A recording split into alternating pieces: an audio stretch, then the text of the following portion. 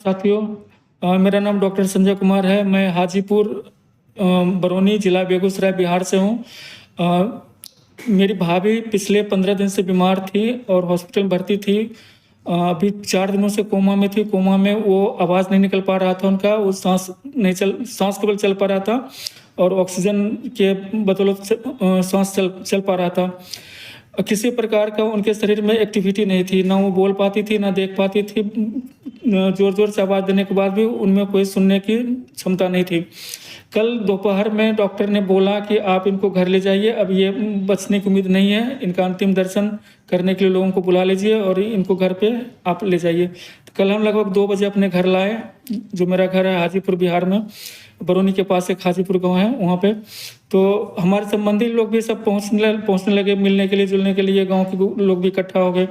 तो हमारी जान पहचान में हमारे गोविंद भाई हैं, जो दिल्ली में यहाँ पे घरेलू चिकित्सा करते हैं। घर के जो मसाले होते हैं, मसालों के द्वारा चिकित्सा करते हैं।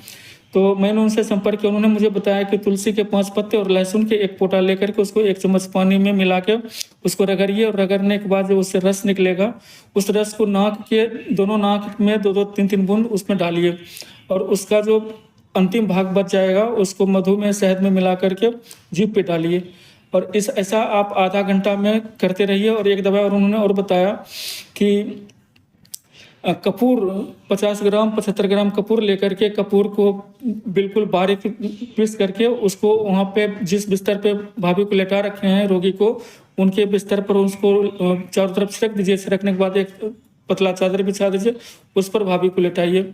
साथियों, मैंने लगभग 7:30 बजे से ये काम शुरू किया और लगभग पहली बार जब मैंने उनके नाक में ये तुलसी पत्ता और लहसुन का जूस डाला, रस डाला, उसी समय उनके शरीर में छटपटाहट हुई। और गोविंद भाई के साथ ही मैं बैठा था उस समय।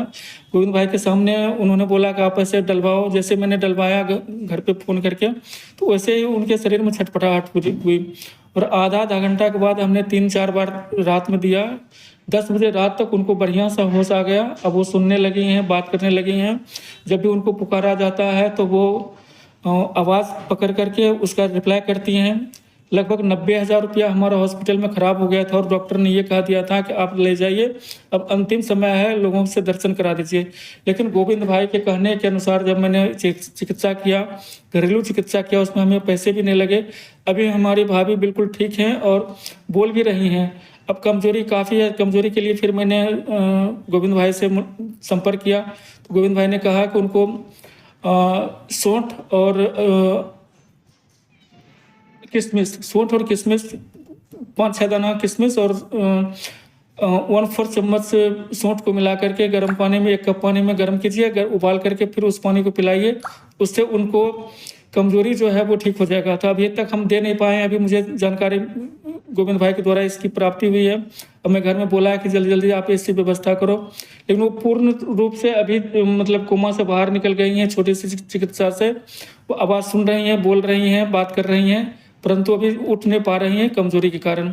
धन्यवाद गोविंद भाई, आपने छोटी सी बात कर करके हमारे भाभी को नया जीवन दिया है और इस तरीके का आपने हमारी मदद की है।